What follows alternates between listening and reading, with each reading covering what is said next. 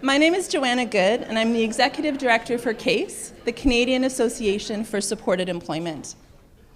CASE is a national association of community-based service providers and stakeholders working towards employment inclusion for people experiencing disability. The association strives to promote full citizenship and personal capacity for people with disabilities through facilitated, increased labor market participation and outcomes. Through workforce participation, CASE also promotes social inclusion for Canadians with disabilities. CASE is very excited to sponsor this national business panel, Perspectives on Inclusive Hiring and Employment from the Business Sector. This session is live streamed across the country, bringing perspectives from leaders in the federal, retail, manufacturing, and nonprofit sectors to other businesses across Canada so they can discover the benefits of diversity and inclusion. I'd like to call to the podium Jeanette Campbell, ODEN CEO, and Ingrid Mushta, ODEN's Diversity and Inclusion Specialist.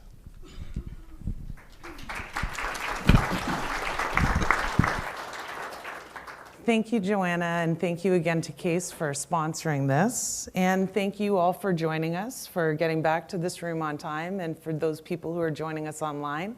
Welcome to the ODEN Rethinking Disability 2019 conference.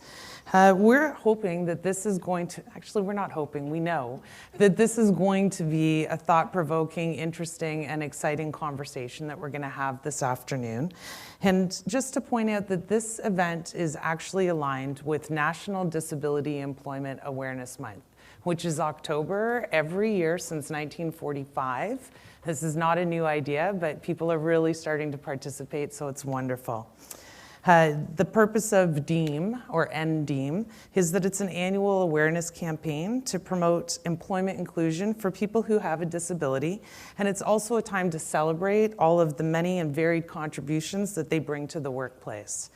So we're very fortunate to have with us today 4 business leaders, each with experience in hiring people who have disability. They're going to talk about how diversity and inclusion has positively changed their business. They're going to share some of the challenges that they've had and how they've worked through that so that eventually everybody has achieved success. And at the end of the conversation, there will be an opportunity for you to ask questions. And as well, if you are joining us online, you will be able to submit your questions through your keyboard. Whatever the magic is that happens, somehow we will hear you and we will ask your question for you. So just to set the stage, I would like to share a few quick facts about disability. In Canada, we know that 22% of the population has a disability. We also know that that number is growing every day. In Ontario, we're talking about 3.1 million people who identify as having a disability. We also know that when you add friends, family, loved ones, because we know everybody has a circle around them, that number grows to 53%. Almost 53% of Canadians are impacted in one way or another by disability. When you start to consider that size, we say businesses have to start looking at how they're accessing this population, how they can reflect the communities that they operate in, and where their employees are coming from. So we're going to hear from each of the panelists a brief overview to start about their business and how they've begun the process of engaging a talent pool that includes people who have a disability. So first, what I'm going to do is I'm going to say thank you very much for joining us, and we are going to introduce them so that they're not mystery guests anymore. First, I'd like to introduce Sean Callahan. We're also not sitting in any particular order whatsoever, so this is Sean Callahan. Sean is the Area General Manager for Sodexo Canada. Sean is a leader, actively promoting the benefits of hiring individuals who have a disability. He's been hiring people who have a disability for the last 10 years, and currently 1 in 4 of his employees have a disclosed disability. Sean has been directly responsible for the placement and hiring of approximately 20 additional employees to work within various Sodexo locations across the Greater Toronto Area. And we know that Sean is very motivated and very passionate and is always promoting the inclusion of people who have a disability in the workforce. So thank you for joining us today, Sean.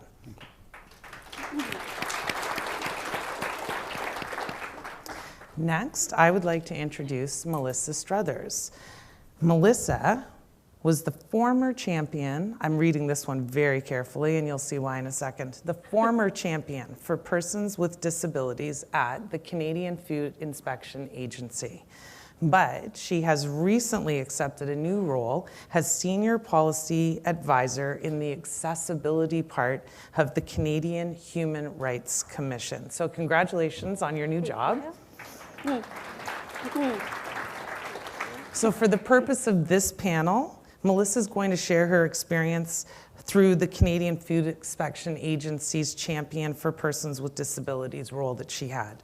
Prior to that appointment, she was advocated for and played an instrumental role in building a federal government-wide initiative to hire individuals who have intellectual disability. And as a result of all of her efforts, Melissa received the Volunteer of the Year Award from Live, Work, Play in May of 2019. Who here knows Live, Work, Play? What? 2 hands, Jen? So, and then also, as a result of that, CFIA received the Live, Work, Play Employer of the Year Award back in 2018. So prior to helping create meaningful employment for individuals with intellectual disabilities, Melissa joined the National Capital Region, or the NCR, of the Down Syndrome Association Board of Directors, and that was back in 2007. So welcome, Melissa. Thank you.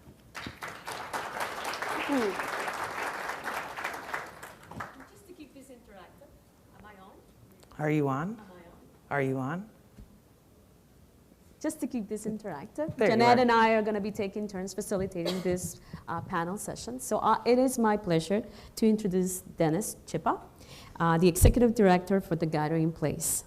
Dennis is in his 4th year as head of North Bay's Community Soup Kitchen and Food Distribution Center, an organization that supports almost 24 other agencies in the North Bay area. He dove into the social services field after a 20-year career in television journalism. Dennis spent 11 years at the AIDS Warming Committee of North Bay, and he later set up the Dennis spent 11 years at the AIDS Committee North Bay, and he later set up the North Bay Warming Center, a volunteer-driven homeless shelter open during the winter months for those people who did not fit the shelter system. Let's welcome Dennis. And our last but not least panelist is Sarah Nishimura. She is the Human Resources Manager for Macwell Machining.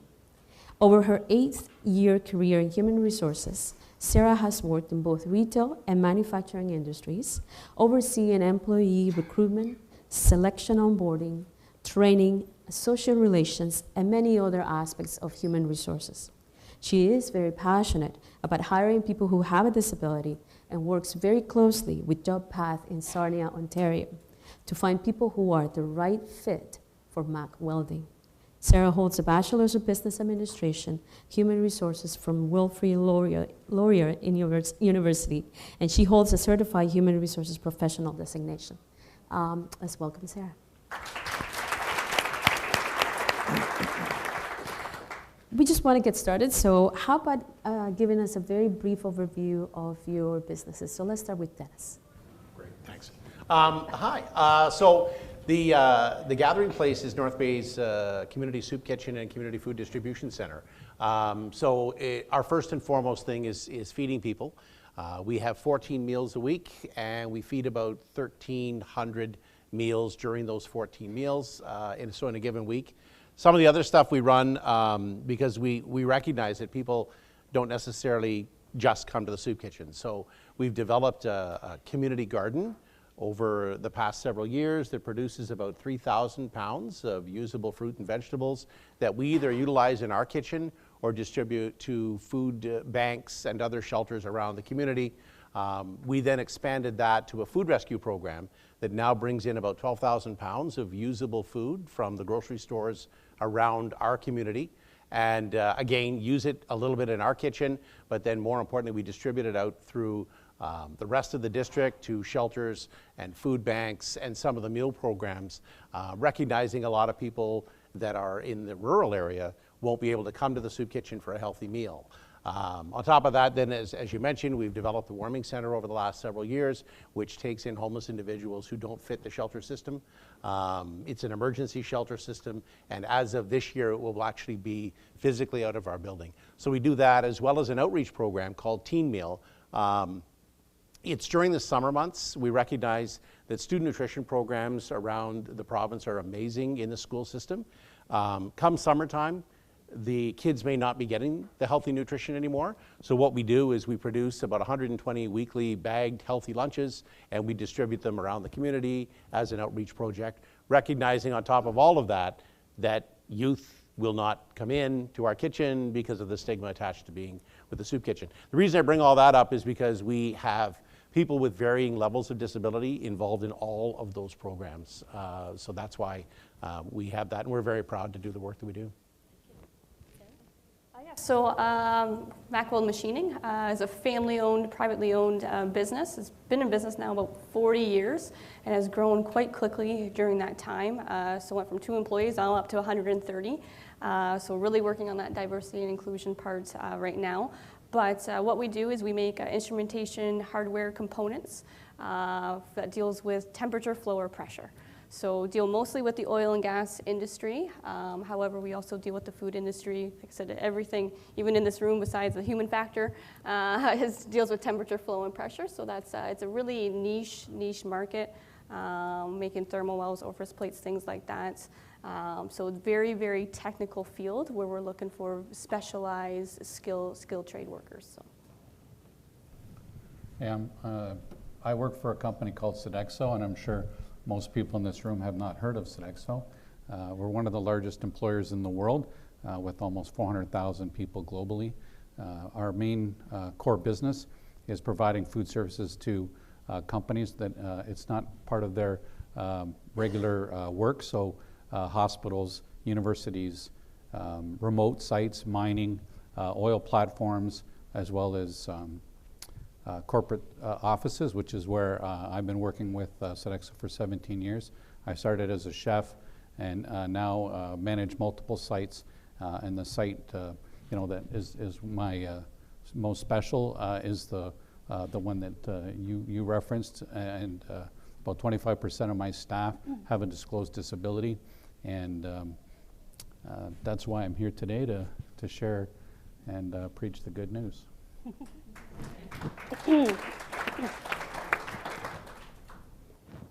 Thank you. So my name is Melissa Struthers. I'm a public servant, so I used to work for the Canadian Food Inspection Agency. I currently work for the Human Rights Commission, but I'm here today to talk about my experiences as a public servant in trying to find inclusive employment opportunities for people with disabilities, in particular with intellectual disabilities. My experiences working with service providers who've helped make it sort of real and easy for us, and that's really why I'm here. I want to be part of sharing the message in terms of how this can be made easy and doable, whether you work in the private sector or in the public service. Thank you. Fabulous, thank you. Okay, so are we ready to dive in? Yes. Let's talk first about competition. And when we're talking about competition, we're talking about the fact that it is getting heated out there for the most in-demand resource in existence on the market right now, which we know is talent, talented employees. And on top of that, some of us anyways, have to admit that we're not getting any younger. And so when we talk about talented employees and we think about the growth strategies that businesses need to have to make sure that they're successful into the future, we really do need to think about youth and what we're doing for youth as they move into the world of work. So these questions are open for all panelists to answer, but we will sort of start it off by asking one specific person. So we're not playing favorites. So Sarah, what has your experience with hiring young candidates who have a disability been? Can you talk to us about that?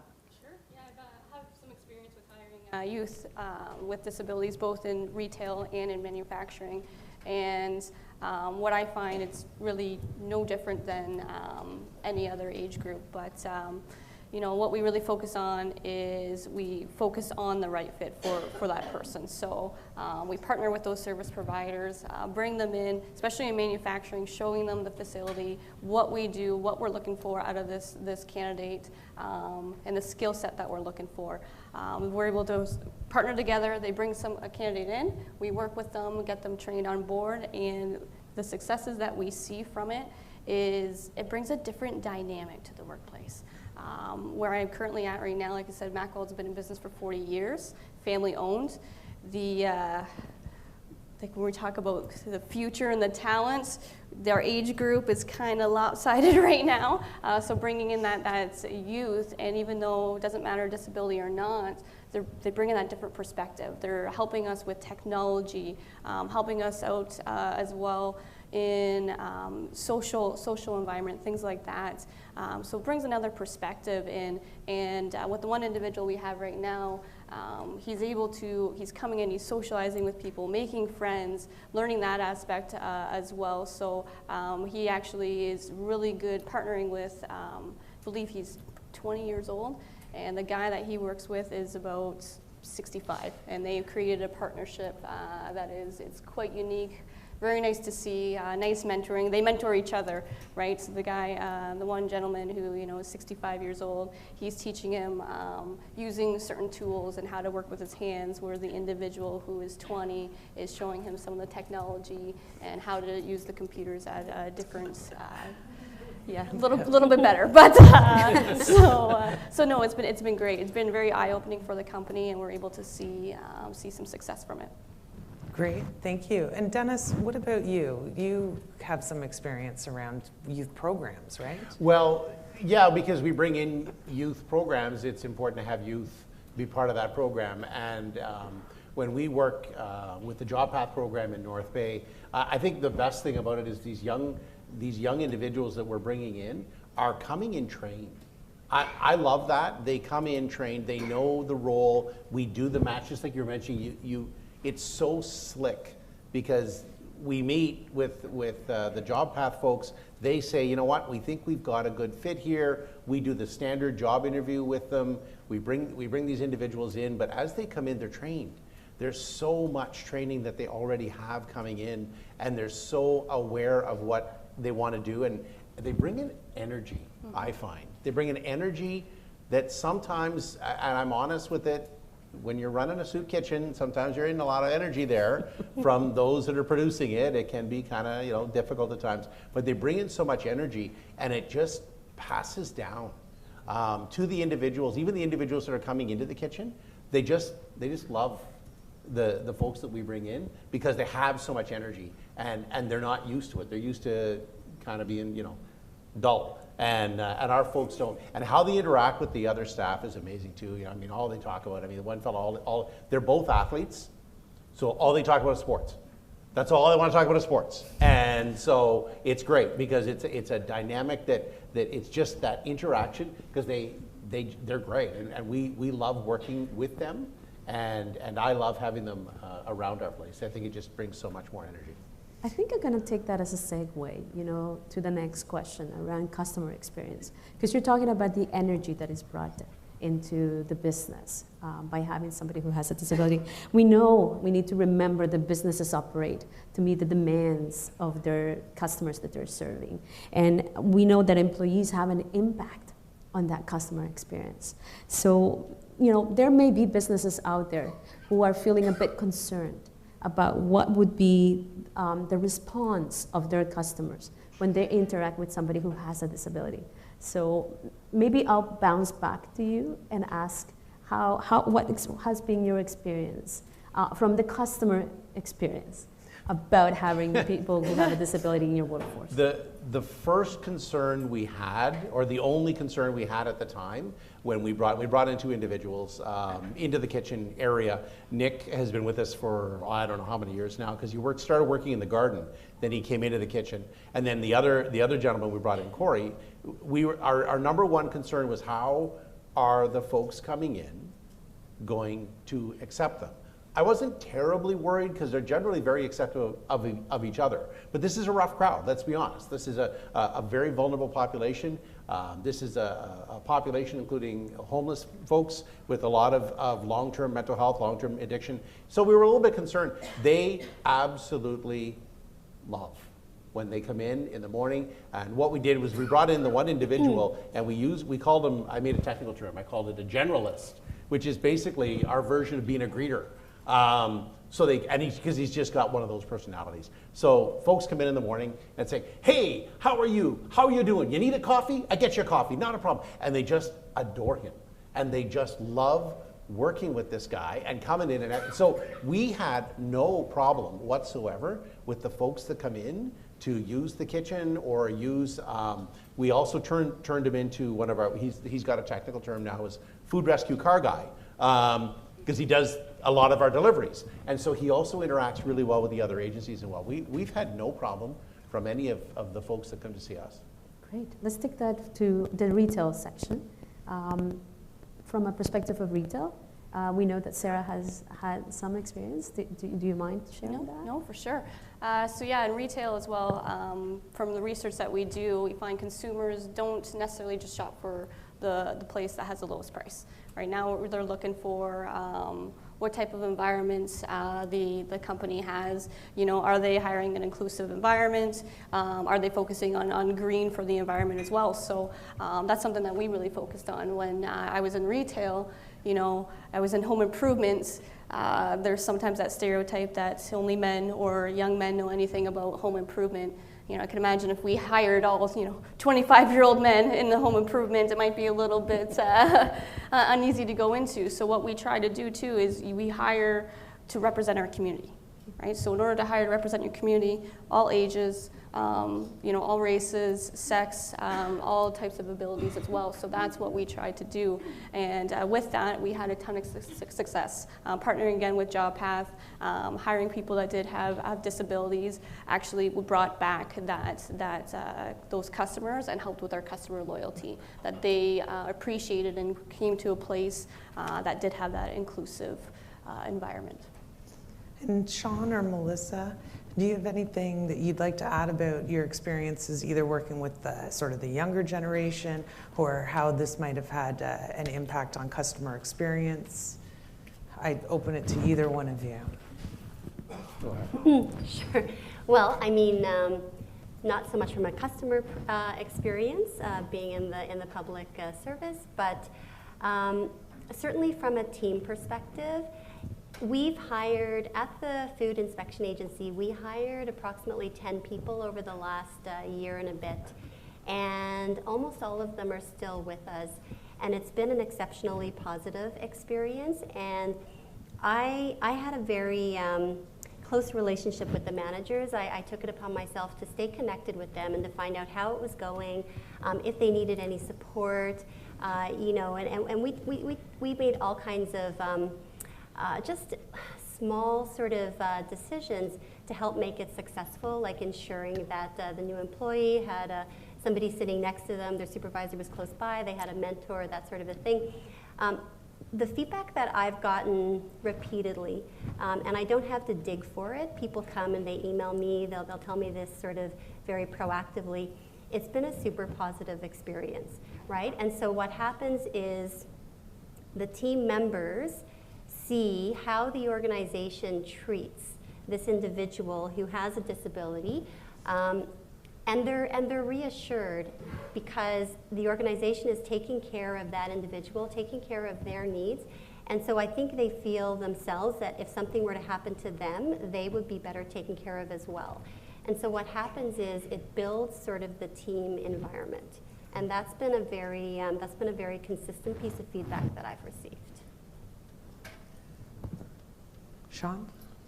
I would just be repeating a lot of the, great things that the panelists are saying. But coming from, a food service operation, loyalty is a big piece. Anyone that does any sort of studies with marketing and things like that, they know that customer loyalty plays a huge role in their success. And studies have shown that companies that employ people with disabilities, that drives loyalty as well. So and that goes right to the success of the operation and right to the bottom line. Absolutely. And so when you think about that and we talk about success, we've heard the term used here, like right fit, right job. So often businesses really do have to think about making sure that when they hire, and they're hiring intentionally, that they're hiring for a real business need, that they're addressing a real business problem, and that it's a real job. And these are some of the things that are going to make this really successful. So Sean, can you talk a little bit about the perspective of hiring for the right fit? I've been hiring people for many years, and I used to hire primarily based on skill. So for hiring an executive chef or cashier, you're looking, we always look for the credentials. Do you have your red seal? Where have you been an executive chef? How many years? And things like that.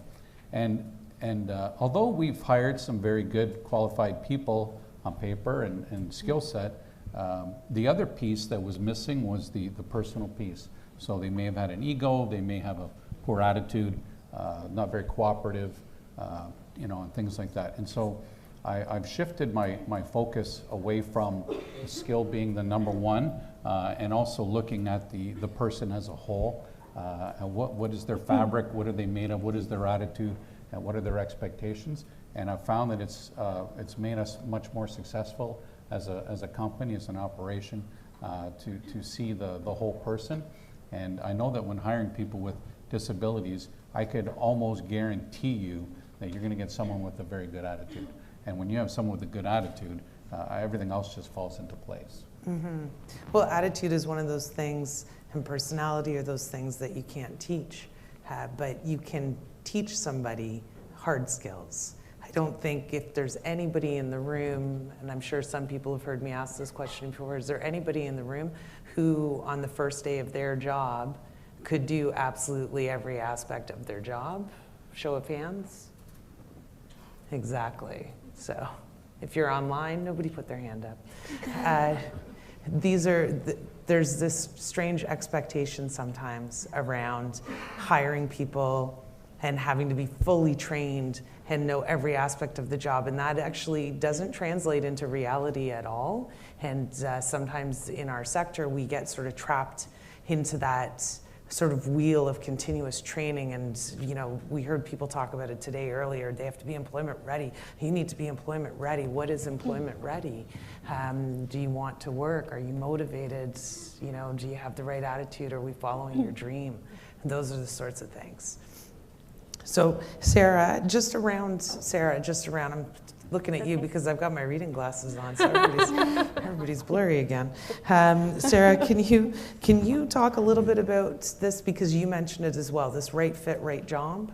Yeah, for sure. To be honest, hiring people with disabilities, the right fit for the right job, I find is actually a little bit of an easier process than when you're going through your other avenues. If you're using other agencies to help you recruit, I find sometimes they're just trying to get someone there to check off, a metric or that number. Where going, like I said, when I've had success with hiring people with disabilities, I partnered a lot with JobPath. And again, with JobPath, we bring the job coach in, show them what our business is, what we're looking to get out of the person and out of the position. And what they do from that is then they find for their candidates who they have, they bring a couple in, and you know what, I think this person would be really good for the role.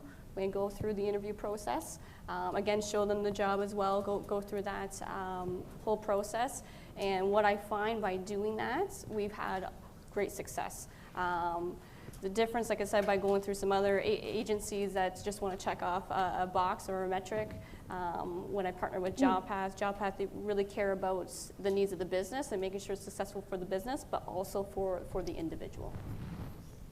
And that's a good way to enter the next question, which is how difficult businesses think is to work with service providers, Because we hear that often at ODEN. We're getting a lot of businesses calling up and saying, I just don't know where to find the talent.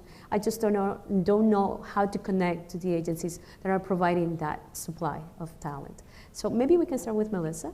Sure. Did you find the process of connecting to your local service providers difficult, or can you just give us your experience? Sure.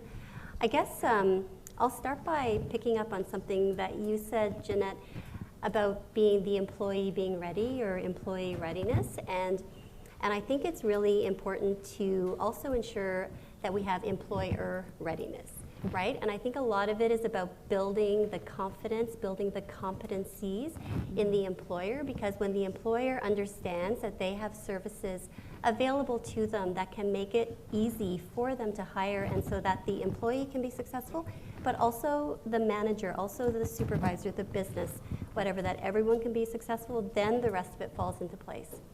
So for us, we've worked very closely with Live, Work, Play. We've also worked with Community Living Mississauga. And my experience has been that they've been tremendous.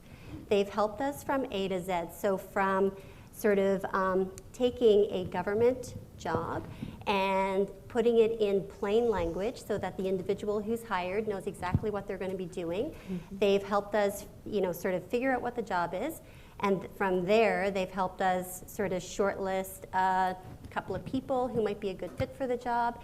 They've helped us with supportive interview processes, and then we hire the person. And then we also help the new manager and the team by providing them with training, with inclusion training, and we don't stop. That's the thing too. We make sure that they're always there in the background for us and for the supervisor. So I would say no, I haven't found it hard at all. But what I would say is that there is a general lack of awareness as to the expertise that is available to people. We're not marketing ourselves properly from the sector to let you know that we are here to help you out. Mm-hmm. And I think that this will be a good example of that idea that Sarah Delicate presented to us yesterday, for those who were here, about really telling your story and seeing yourselves as experts that the business community is desperate to reach out to. Dennis, you're dying to say something, aren't you, about how easy it is to work with service providers? So you know what? I guess I am. I mean, again, I want to just to add acknowledgement with what you guys are saying. We work with the Job Path program. I think the best part about the Job Path program is they don't just stick somebody in there and say, okay, good luck with that. They work with us as employers. I can call Mackenzie, who is our worker for Job Path with my agency. I can call her at any time. I can shoot her an email. Hey, this isn't working out. We got a couple of things. Not that it's not working. There's a couple of things we need to talk about. She's on the phone literally within minutes, and I think it's great. She works with us so closely and with our individuals so closely, and it's always about, can we rethink it? Let's rethink it. Let's try this differently. And it's so easy for me. And for our agency, it's a busy place, as you can tell. I mean, we're busy, and sometimes if we can have somebody come in and say, you know what, let's try this a little differently. Mm-hmm. Let's try to support you in this. And I always feel very supported by the Job Path program in North Bay, because they are there for us. And I think as an employer, I'm the same as you. We have other programs that I bring in students with, or younger people with, or other people through, who might be on Ontario Works or Ontario Disability, and we bring them in other programs. And it's like, okay, good luck, hope it works out. And the only other contact you have is basically emailing them and saying, yeah, this isn't working out. You need to pull this person out of here because they aren't working out. And we don't have that distance. The Job Path program has been amazing in working with me. And one of the things that you're sort of referencing is what we call that outplacement supports. And we talk about the important role that we play as service providers, employment service providers, in working with businesses so that they don't feel that they're alone, because the reality is things aren't always going to be 100% successful, right? And not everybody works out. Not all of us have worked out in all of our jobs, but when you're hiring somebody, it's good to know that if you had some support for bringing people in and for sourcing that talent, that if things aren't really working out great, that you've got somebody who's going to support you through the process, so that you know that you can, as a service provider, we can salvage that role, we can maybe refer a better fit to that job, and we can make sure that the person who was hired originally as an employee is supported to transition to a different job. And it's a good way for us to understand, like, maybe we weren't hearing that match quite properly, and we need to do a little bit of a better job around matching the person to something that will work. Because when you land in something that's good, you're going to do really well. So we're talking about the employment service provider, so all of us, and what we do around helping to source talent. And you've mentioned some other benefits. So Sean, Melissa, do you want to share with us some of the other benefits that you have had from working with employment service providers? Sure. Sean. It's a great experience. The thing I like about it the most is that it's easy. You know, if you were to ask me to hire a kitchen porter the usual way, going on Indeed, posting an ad, it could be 2 weeks before I'm interviewing somebody. The majority of the people that I set up for interviews may not show up. It's a very challenging thing, very time consuming and very costly. But I know I could call the Bennett Edge and I could be interviewing someone the next day, and they could be starting the day after that.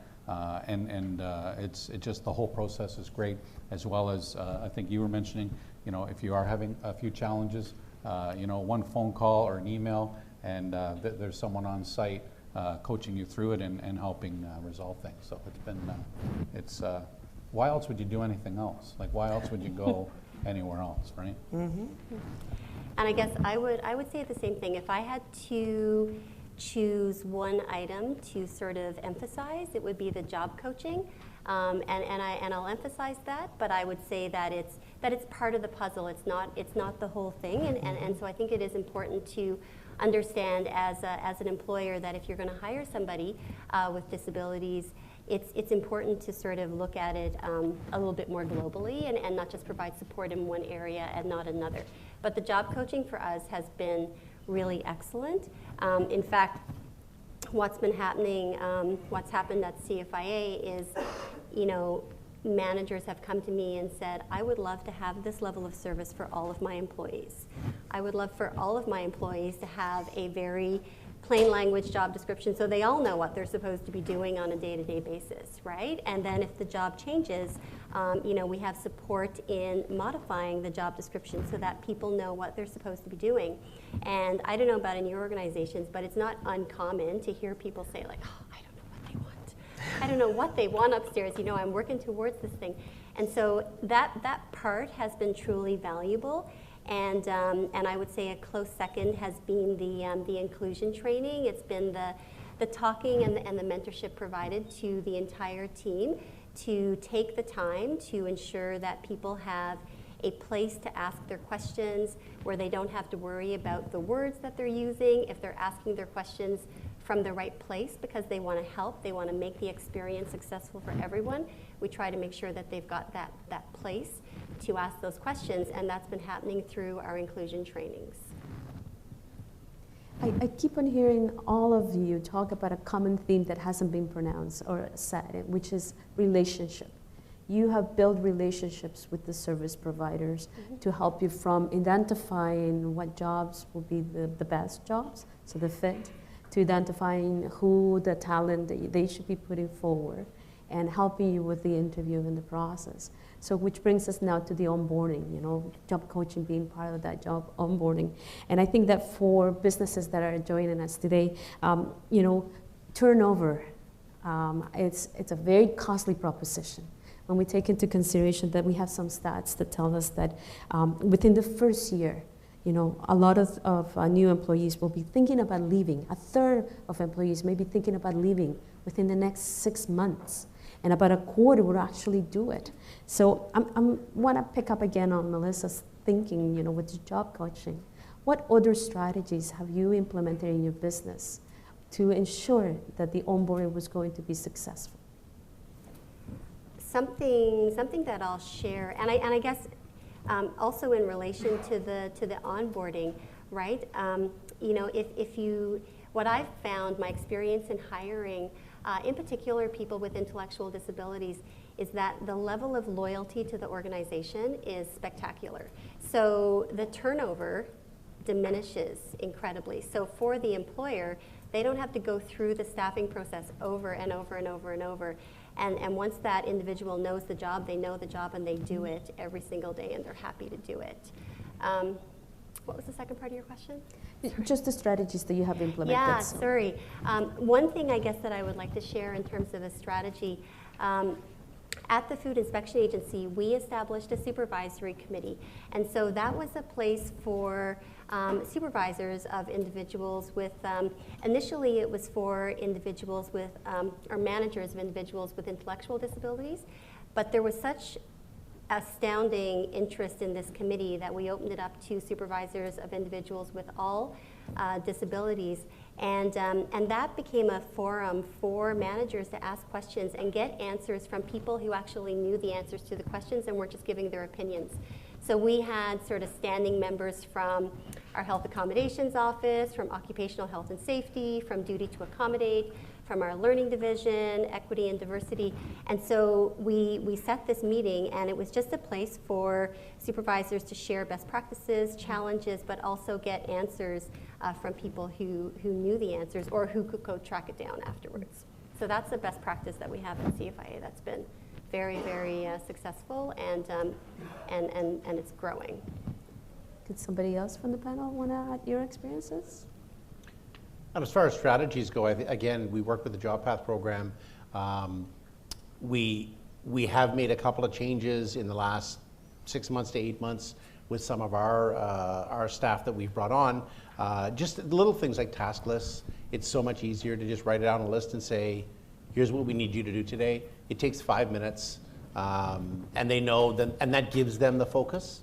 And I think that was one of the neatest things, is to sit down and literally say, here's what we need from you today. And the other thing too is I find, which is kind of exciting, is how often we can change those job tasks. We can shift them to a different role, and they're so excited about being there. They're so loyal, like you mentioned, that it's like, okay, can I do this different role? Sure, this will be great. I'd love to do this. And we don't get that from a lot of other staff. They're like, are you kidding me? And they're like, whoa, can't wait. And that's my favorite. Oh, can't wait. It's like, oh, okay, can't wait to do that. And it's great. But the biggest thing I think for strategies is making sure that they know what they're doing. So making sure you and they both know where they're going on a given day or a given week, and then say, okay, here's what we want to accomplish, and go from there. Which is a strategy for any employment relationship. Oh, we do it with all of our employees now, because we have a lot of employees who don't pay attention to their task lists, including me. And Sean, what about you? When you think about onboarding or strategies that you've implemented, you've had a lot of experience in hiring people. You know, when it comes to hiring people with disabilities, and if you don't know what to do, my rule is I just use one word as my guide, and that's respect. So the first gentleman I interviewed who was deaf, I thought, well, how do I interview somebody who's deaf? Because I can't sign. So I just wrote down on paper when he arrived. I just treated him with respect and asked him, how do we communicate? How do we accomplish this? And you know, respect. If you can just use respect as your guide, it's not that hard. That's very true. Very true. And that trickles. And that spreads through the whole organization. So my other staff, my other managers, they feel that too. They see the importance of respect. You know, our workplace, there's no profanity. It's just a great place for everybody to work. And you know, to your point about turnover, you know, stats have said it's like $4,000 or more every time you have to change an employee, uniforms, your time, and everything like that. So yeah, it impacts all those things too. It does, and that actually, what you're talking about there with that underlying value of respect is also having the understanding and the knowledge. Somebody talked about making sure that your teams are trained and prepared, so it's employer fit and readiness as well. And so part of that is talking about asking the person, and what are the supports that you need to be more successful or to be your absolute best. And we know that, and we're seeing it, and I think everybody in this room is seeing it, is that society is definitely changing, and we're getting better at having conversations. You know, if you think about 10, 15 years ago, we were all getting trained in something called courageous conversations. I don't know if you went through any of that training as well. And what it really was we were being trained on how to have open, honest, frank discussions about what we needed and what we wanted and what was going to make us the most successful person that we could be. And so we know that things are shifting now, and people are becoming a lot more comfortable with saying, this is what I need, and these are the supports that I require. And we also know that people are getting a lot more comfortable with saying, you know, these are the specific challenges that I have. So we're getting closer to a place where there's a bit more disclosure sometimes in the workplace, especially when we think about things around mental health or addictions. Because often these are, and we know that mental health is one of the fastest growing disability groups out there. And this is one of the areas that seems to be fraught with myth and fear, especially for businesses. So what are some of the things that you could share with us about your experiences around support and accommodations, maybe in general, but even if it's specifically towards supporting employees who are identifying themselves as needing an accommodation around mental health? Yeah, for sure. I think from my experience with mental health and employing people with disabilities, what I'm finding is it's getting easier to get the message across with people who have disability, intellectual disabilities or physical disabilities. However, mental health still seems to be a bit of a stigma. I think it's a fear of the unknown. If you've never personally dealt with mental health, whether yourself or you know someone, some managers don't understand. You know, someone's having an anxiety attack, just tell them to sit there and they need to calm down. Right, that awareness, they don't really understand what's going on. So one of the things that I've done is I've taken the course on mental health first aid training. I've taken that course and I'm starting to introduce that into the workplace as well. One of the things that is really resonating with training the managers around that is there's a short, if you ever have time, I think it's about a 5-minute YouTube clip. Anderson Cooper, he does an experiment for a day where he has headphones where he is schizophrenic. And watching him, how he's trying to go through his daily interaction, and he's hearing the voices in his head, and they're shouting the different tones. Showing that to the management team is very eye-opening. Shows them what other people are dealing with mental health. So that's what I'm finding is just bringing the awareness around mental health. Once you get to that step and making the managers understand, then we can get into, okay, each situation that we're dealing with mental health is unique as well, right? Not everyone who has anxiety has the same symptoms or needs the same game plan going forward or accommodation plan. So that's what I'm finding is the best thing to do is first making sure that the management team understands and is trained to deal with those type of situations. And if I could add on that point, for me, one of the pieces of feedback that I've received from managers and supervisors has been, I'm not trained to deal with these things. Like, I don't know. I wasn't trained as a psychologist. I wasn't trained as a nurse. I don't know, and they're quite right. And that speaks to me to the importance of our relationship, our ongoing relationship with our service provider.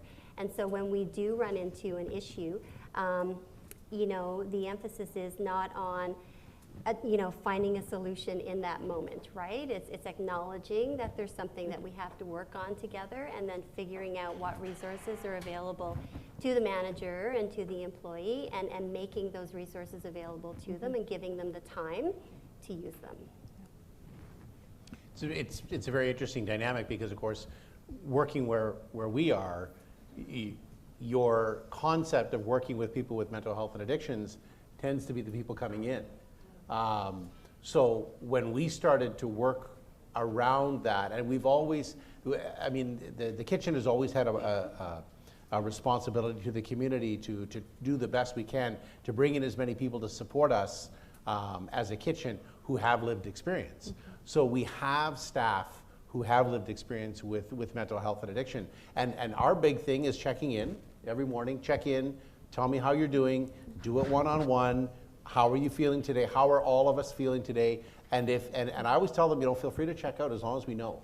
As long as we know this is what's happening, that this is, I'm having a really bad day. And I think in working with some of the individuals we've brought in, there's been such a stigma and such a fear on their part that if they admit they're having a bad day, and today I can't work today because I'm having a really bad day dealing with my addiction issue, they're afraid they're like, don't come back.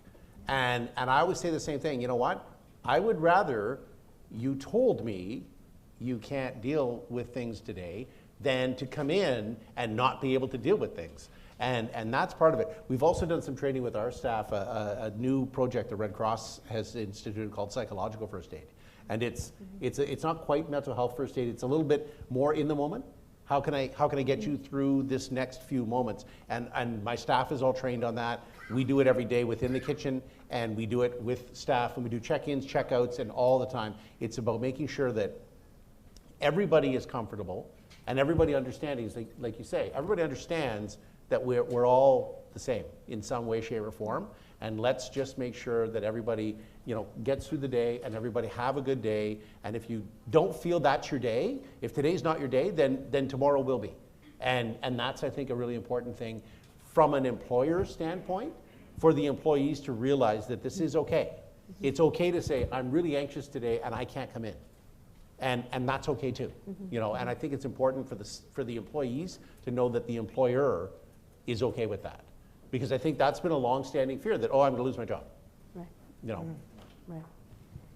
And we're talking about mental health, health safety, but I think we also want to talk about safety overall, because this conversation is about demystifying, breaking down barriers and breaking down stigma.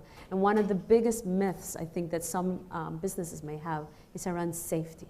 Overall safety and how safe people who have a disability are in the workplace. So maybe we can pick up on Sean and ask, from your perspective, what has been your experience? Well, the possibility of someone with a disability being unsafe is a myth. When I look at my staff, the people that are non-disabled are more likely to ignore any sort of safety regs that we have in the kitchen. Like if you're using a knife, you're supposed to wear a cut glove on your other hand. People with disabilities, and I mentioned this earlier about attitude, they're very happy to follow the rules. So on the first day of training, guess what? Here's your glove. When you're using a knife, you don't have to repeat it. They just do it. And so, almost 11 years of employing people with disabilities, we've only had one incident. A young guy, he bumped his head. And so if you think, we have a staff of 40, and that's tens of thousands of hours, maybe a couple 100,000 hours of people working in dangerous, we have like chemicals and, hot food and steam and other hazards. And we've only had one incident, and that's from 25% of our workforce. So, yeah, it's very much a myth. And I think we would like to hear a perspective, from a manufacturing facility, because we often think that's not a workplace where we would typically think of hiring somebody who has a disability. So maybe, Sarah, you can give us your perspective from the manufacturing sector. Yeah, for sure. Again, when we did hire someone that did have a disability, there was a lot of concern from upper management. Well, are they going to get hurt? Do they know what they're doing? All these questions coming in. So again, great thing is partnered with JobPath. They came in and actually helped explain the program. They met with upper management. This is what I'm here for. This is what I'm going to do. Provide the on-the-job coaching. Whatever you're looking for out of this person, I will provide it. So was able to address all those concerns right then and there. We also then walked the job coach through the whole facility, show them the machines that we're using. So we have a lot of CNC machines out there, sanders, A lot of different things like that. We have welding departments, so showed them exactly where the hazards are and where our concerns would be. Based on that, they understood where we were coming from. JobPath then provided us with the proper person for the role. By hiring that person too, as you were saying, Sean, we show them, you need to have your steel-toe shoes on at all times when you're on the shop floor, must have your gloves when you're handling certain material, and always wearing safety glasses. This individual, I don't think I've had to remind once to put them on. Meanwhile, other employees, like you said, I have one guy, he's got his safety glasses up here, and say, well, why are you doing that? Well, the water's shooting at my glasses, and I can't see anymore. Okay, so we're going to take the glasses off and have the stuff, chemical metal shavings and water going into our eyes. So, like you said, sometimes the people that we're hiring with disabilities, they listen. We only tell them once when it comes to safety. They want to do the job right. They want to keep their employment too. So, what I'm finding that stigma, like you said, around manufacturing, I would say is definitely a myth for sure. When you think about myths, we know there's a lot of them, but so for businesses who are out there who haven't hired yet from this talent pool, one of their concerns might be around productivity or performance. So we'd love to get your insights about that. What are your thoughts on that? So Dennis, maybe we'll start with you. Oh, I'll be blunt. They work harder than the regular people. I'm not going to lie to you. They work harder. They work better. They work with a better attitude. I mean, we have over 200 and some volunteers. Our guys come in from JobPath. They work circles around these people. We had a bunch of Canada Summer Job students in the garden this summer, and the individual that we had from Community Living worked circles around them. They work well. They work safely. You just love how well they work and how well they interact with everybody. But at the same time, they know their job and they do their job. And I always say they work harder and better than a lot of the people that we have on site. Sean, I see you nodding. I'll just nod. You're just nodding. Exactly. Yeah. Yeah. What do you want to share your thoughts? I just, just saying what the group is saying, absolutely. They follow the rules, whether it's health and safety, production, this is how you do this job. You do A, B, and C, then you do 1, 2, and 3. They just follow the rules and do a great job. One of the common experiences that's happened, not just in the Food Inspection Agency, but across the public service, over the last year and a half or so, I think there's been about 90 hires in the public service facilitated by Live, Work, Play, which has been tremendous. And there's an interdepartmental working group where we all get together and we share sort of our common experiences and best practices. And so a very, very common theme has been that, we hired this individual to do this project. We thought it was going to take 6 months and they had it done in 3 weeks. So one of the guiding principles that we really promote is the idea of continuous work and making sure that somebody isn't going to show up to the office one day and they're not sure what to do, right? Because like my grandmother would say, idle hands are the playground of the devil. So we all want to know what we're doing on a particular day. So it's making sure that you're thinking long term. And the other important thing about long-term employment is, in particular for people with intellectual disabilities, they will need more time to be able to demonstrate success. So in the interest of fairness and equality, I've been promoting longer term hires, and that's also important for the supervisor and the manager because they need more time to get to know their employee, to get to know what their role is, what their obligations are in terms of adjustments and accommodations, right? So everybody needs a little bit more time to be able to demonstrate success. And Ingrid, I'm looking at you because I'm just curious about what time it is. 4:18. 4:18. Yes. Wow. So I think maybe what we'll do now is we will open this up for questions from the floor. And please feel free to address your questions anywhere. We already have hands up. And if you are joining us online with this, we're probably not going to be able to capture all of your questions, so you can try and write them in, and what we'll do is try and get back to you as soon as we can with any answers. But we have a question. Thank you. My question is to Sean, and Sean and the rest of the panel.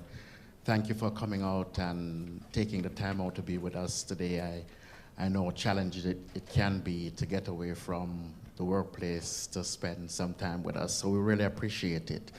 My question to you, Sean, is what are some of the questions you get, or the questions that you get from like your peers, people who are hiring managers, not necessarily in your sector, your industry, about hiring people with disabilities? Because I would imagine, based on your interaction with them, they would know by now that this is almost is something that your organization does as a rule, like it's something that you believe in, it's part of your credo. So what are some of the questions that ask you to say, hey, Sean, this is what I'd like to know about hiring people with disabilities? What are some of those questions like? There's one main question, and it's usually, what's the number for the Bennett Edge? They ask me, what's the number for your provider? How do I get in contact with them? And you mentioned earlier that Sodexo, we're all over the place, and in buildings you wouldn't even know. And so there's places right near. I'm at the Loblaw building in Brampton, and there's places all around us that the Bennett Edges help place people at other Sodexo units. That's mainly the only question. Who do I call? Who do I call? Because I've been with the company for a while, and they see our success, so they know it's working. So the myths are kind of taken away, and the next step, they've drank the Kool-Aid, and they want to start to move forward with getting someone themselves with a disability on their team.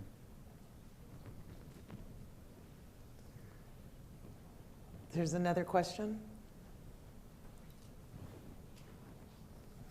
Hi, so my question's actually for Sean as well. So in my community, we do have Sodexo in a few different places, and we really struggle to get hires there. We get the red tape, HR won't allow it. I don't know if we could partner with a service provider, don't know if that's allowed, like that kind of stuff. So my question is, does this come from head down at Sodexo, or was this just your personal choice? And if it does come from top down, is there people there that are willing to contact local local communities to put the word in that they should be partnering with service providers? And if it's not local, if it's not coming from the head down, if it was just your personal choice, what advice would you give to the job developers who are approaching Sodexo? Like, what is it they want to hear to get them to hire? A lot of questions. My memory's not that great. It comes from the top down is the good news. It's not just Sean doing his thing. It started that way. Let's give back to the community. It's the right thing to do. But I have a button right here, and it says ADEPT, and it's a Sodexo group. We have I think there's 7 of them, and ADEPT stands for All Disabled Employees Possess Talent, and it's a group that I started with some other colleagues. Full support, 100% support from Sodexo globally. We have, this is a huge thing. It's not, some cowboy thing that I'm doing on my own. It comes from the top down. There's anything that you're being told that it's, it's discouraged and things like that is probably people they believe the myths, and they're afraid to do it, and they're selling you some coal. So I could talk to you later. I can get you my contact information. I would love to help fix those problems, definitely. Do we have any questions for somebody other than Sean? There's a question. There's a hand up over there. Great. Sorry, Sean. That's okay. Well, I didn't want to be, is this, I don't know, I'm allowed generally. Okay, look, is it on?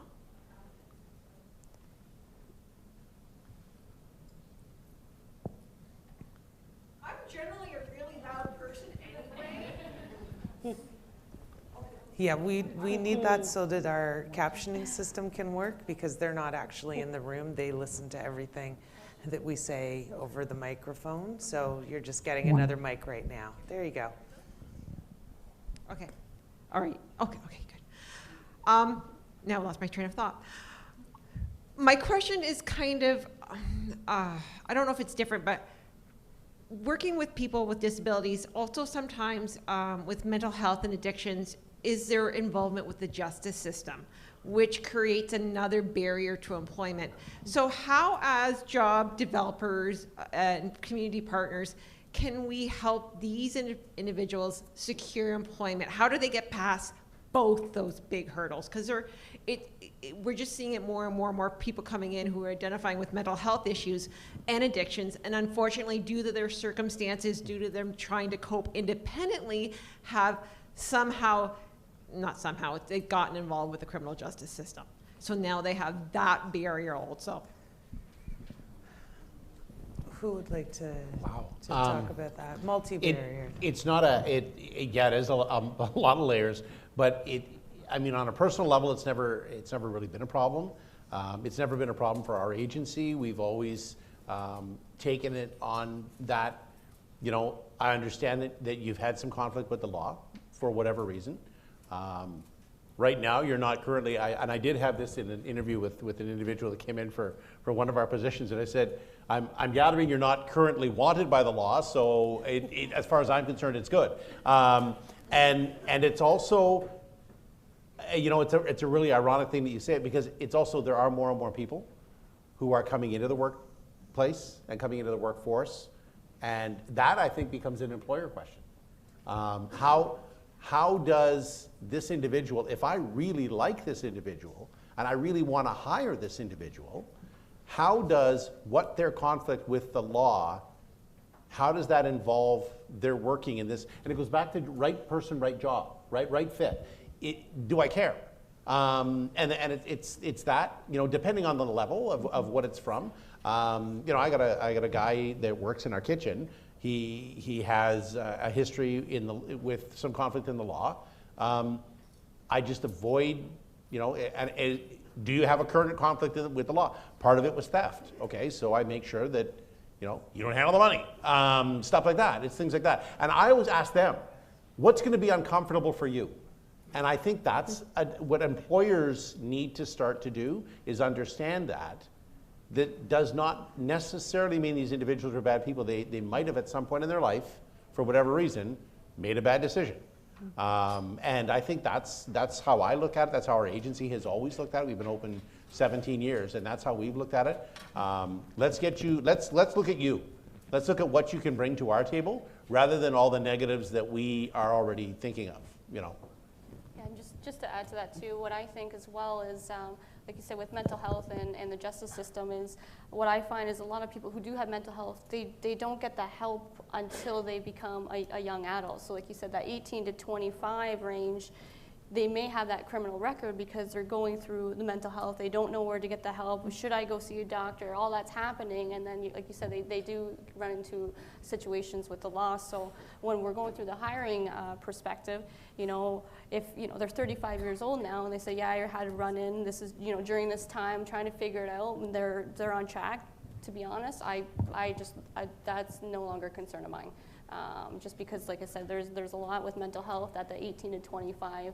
They're struggling to find how to, like I said, work in the workplace. And like I said, sometimes that does happen with the law. But like I said, we will look the other way for that. And I think that we have time. We have about 2 minutes left, 3 minutes left. We do have time for one more question. Does anybody have an additional question?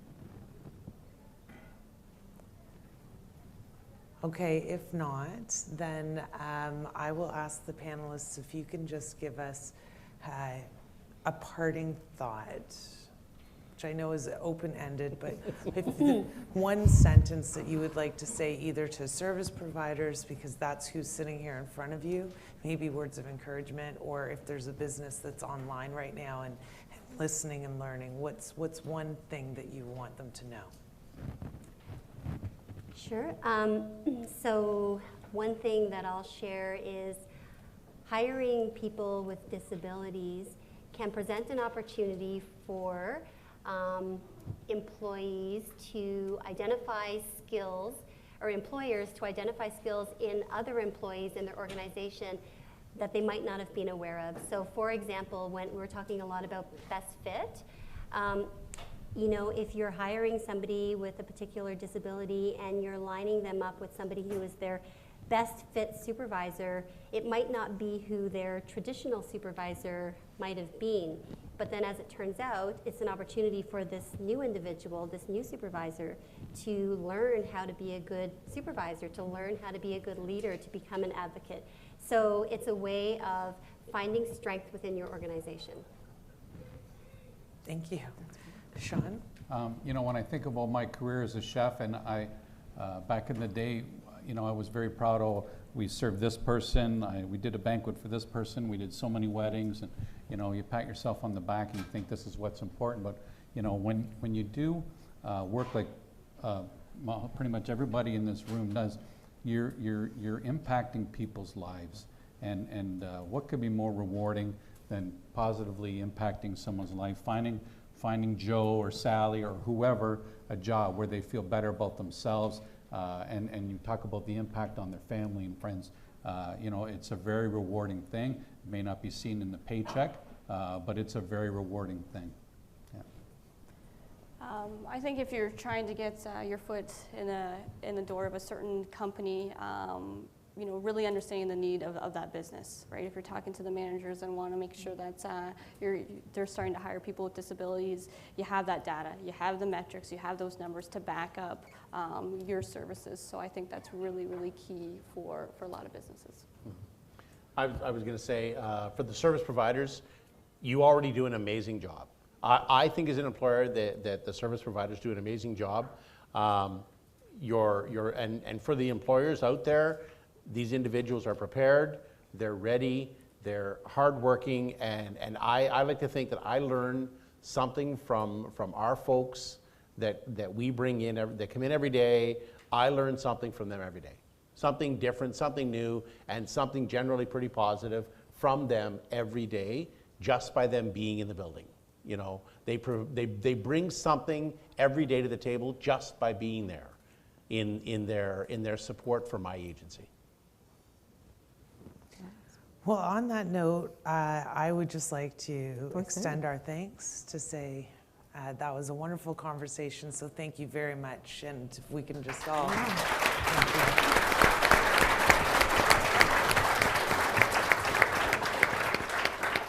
you. And I'm sure that pretty much every single person in this room can repeat verbatim the sentence I'm about to say, which is, please remember to fill out your green evaluation forms, because your feedback is very important to us. But we genuinely appreciate that you came and spent some time with us. We hope you're going to spend some more time with us today. Some people are flying off or have other plans.